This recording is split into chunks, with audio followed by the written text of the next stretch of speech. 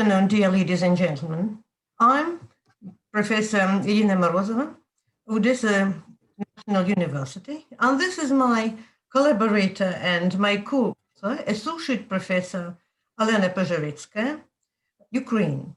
We'll be happy to share the results of our investigation with you and to share screen with you.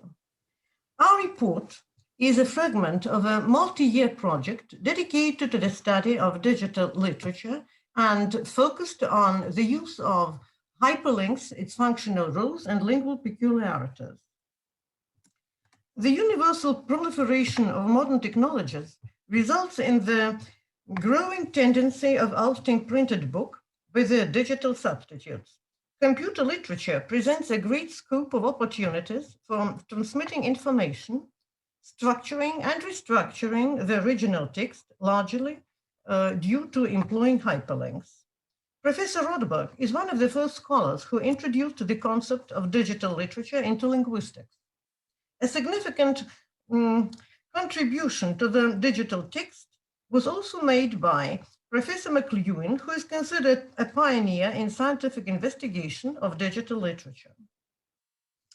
Our research is focused, as I have already told you, on hyperlinks. And here we shall turn to the Canadian scholar McLuhan, who believes that material and spiritual progress conditioned by the growth of economics and spirit is reflected in created different ways of electronic communication. He even subdivided the human history into several epochs. The first is pre-literary development. The second is literary development of literature, that is, well, written text. The third is printing. Here it is connected with Gutenberg studies and it's his printing. And now we are living with you in the era of technology and computer employment here. He also names electronic means of communication the communicative revolution in human history. He speaks about hyperliterature as a new literary creation characterized by the cross-cultural references and non-linear narrative. The author believes that hyperliterature creates an effective game, which is a distinguishing feature of postmodern literature, where the quantity of textual interpretation can be enlarged due to the readers organizing the plot of the story. Thus, while reading a digital story, a potential reader feels like a gamer and a co-author at the same time. Our research grounds on the conception that paper or printed literature and web literature, they are not worlds apart. They are not two opposite poles, having nothing or almost nothing in common. Neither are they equal concepts where one can read the plot on the paper and on the screen. Still, they constitute one versatile literary world, which is developing in different directions and different ways, where they do not collide, but cooperate. Basing upon the chosen theoretical platform, we believe that digital and printed literature can be analyzed through the prism of the general amount of the text, all texts taken together, while digital creations give way to the hypertext organized by all connected by means of hyperlinks correlated texts, including fandom text, computer games, and nonfiction. Digital literature is a special form of communication of the author with the reader, which is created with the help of the computer for reading on the screen.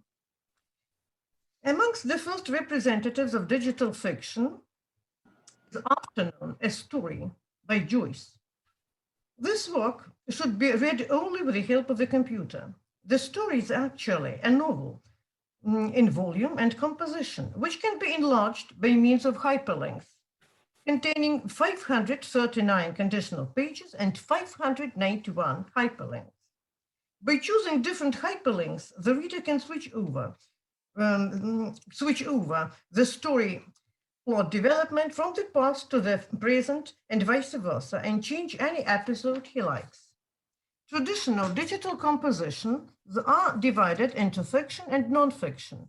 The latter is understood as text placed on Facebook, Twitter, Telegram, Instagram, Weibo, and so on. We are concentrated here on digital fiction. That is, literary works organized in accordance with a certain plot structure after Anna Kaluska.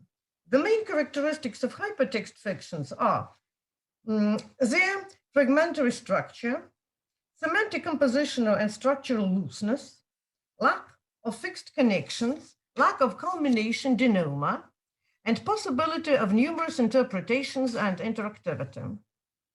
A shining example of such a work is the novel by Burn, 24 Hours with Someone You Know.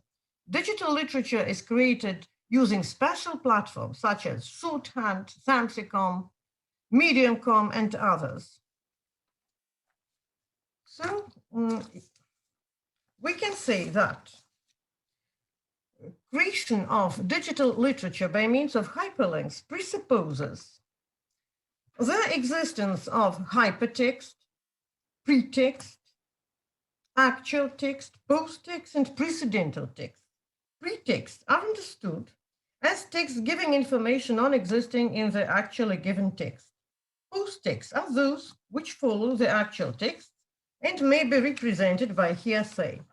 Precedental texts, they exist in the cognition of the readers, and they belong to national treasure, spiritual treasure of this or that nation. The shining example of such a precedental text is the Bible. In most cases, all connections existing among the enumerated above text types are performed by means of hyperlinks. And now, Helena, please go on.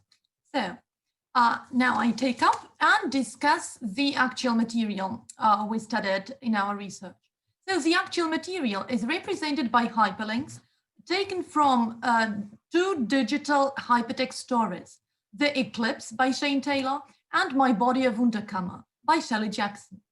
So thanks to the provided hyperlinks, these stories may be reshaped into substantially bigger creations. Any digital story concentrates in itself the essential characteristics of hypertext, that is, multimodality, compositional unbalancing, existing of alternative routes, dispersibility, and nonlinear organization. Thus, hyperlinks serve as instruments of connecting different fragments of the plot together into the open hypertext unity. In other words, a digital story with hyperlinks boasts various possibilities of its different reading paths, which may intertwine, making a single story, clash, go into opposite directions, but nevertheless, they organize a solid unity, amorphous enough for the reader to feel a co-author of the given text. Speaking of the lingual nature of the hyperlink, we interpret it as a building carcase of the digital story in particular, and of the digital literature in general. Communicatively, hyperlinks can be compared with the author's comments, footnotes, and inwardly existing in the reader's cognition, cognitive links between the given text and his or her own cognitive experience. Having studied hyperlinks in the story under analysis, we have made the following observations. So, in the text, The Eclipse by Taylor, hyperlinks provide a reader with three routes organizing the same text with one ending. From the point of view of its verbal organization, we distinguish the following types of hyperlinks. They are visual or graphic hyperlinks. Here we refer tables, photos, figures, graphs, and so on. We can see that parts of the body can also serve as visual hyperlinks here. There's an example from My Body of Wunderkammer by Shelley Jackson. There are also audio or audio and visual hyperlinks provided in these texts. In this case, we can see both a picture and listen to some audio file. There are also hyperlinks of mixed type, where we can both see and hear something, and they're especially popular when it comes to some breathing sounds, some acoustics, musical compositions, waves splashing, running water, birds singing. For example, back again to My Body of Wunderkammer, there are lots of pieces of text, and almost all the text is intertwined with the sound of breathing. So the Patchwork Girl, Shelley Jackson, is known for breathes as the reader reads the story. And there are naturally verbal hyperlinks. Verbal hyperlinks are represented by pieces of text. They're usually in blue and underlined, and we all actually know them. So we have found out that verbal hyperlinks are the most frequent in digital stories. They make up more than 82% of all hyperlinks registered in different stories. The established regularity can be accounted for by the fact that words give more possibilities for further interpretation than audio or visual images. More than that, we shall argue that verbal hyperlinks are in most cases represented by one word or lexeme or phrase made up by a noun and its attribute. For example, my house, younger sister, and so on. Here we can see on the screen, we can see the one word hyperlink, verbal hyperlinks circled in red, right? Well, analyzing the eclipse by Shane Taylor, and here it is, the beginning of the story, the eclipse. We have come up with the following observations about an important compositional role of hyperlinks. Using a specified address, the reader gets to the page with the story. The home page, here it is on your screen, represents the title of the story, the author, and immediately the text. It also gives us some information about the date of the publication and gives us a picture, the first of all pictures there.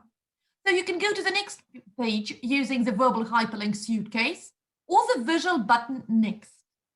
On the very first page, the reader gets immersed in the atmosphere of the story, understanding that the action takes place in the attic, where the objects and smells are presented. So we can read it out. No ancient rocking horses or dressmakers' dummies, just labeled cardboard. It should be noted that behind each hyperlink is hidden another passage with a series of sentences. Still, we cannot identify structural parts within each hyperlink, such as beginning, development, or culmination, denouement. The work is created in the form of stream of consciousness. We know James Joyce, Ulysses, the most famous example of such type of books. The protagonist, in this case, I mean the eclipse, the reader doesn't even know the protagonist's name. We can identify the protagonist with the author, but it may as well be somebody else. So the protagonist is deep in thought, immersed in his or her memories.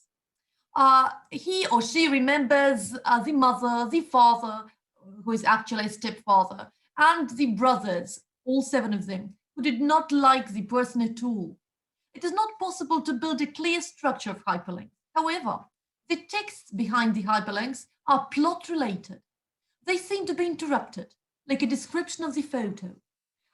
We can take a look at the beginning and the ending of the story. The first and the last pages are the same for all the 3 storylines which we can single out.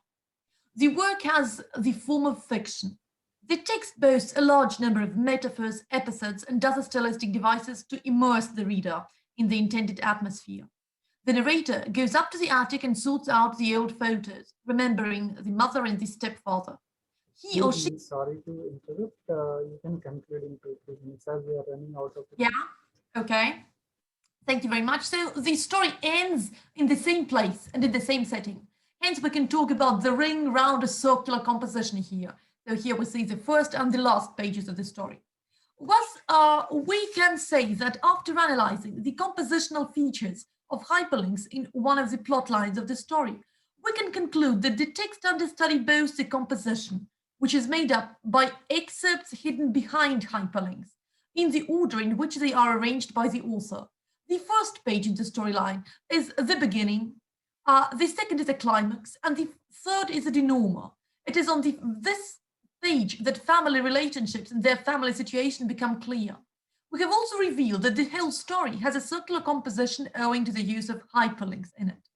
Speaking about the functional roles of hyperlinks in detail, we can say that they're not only used as navigators and indicators of the plot organization in the text, but also serve to involve the reader into the role play with the author and serve for giving a historical background of the given text.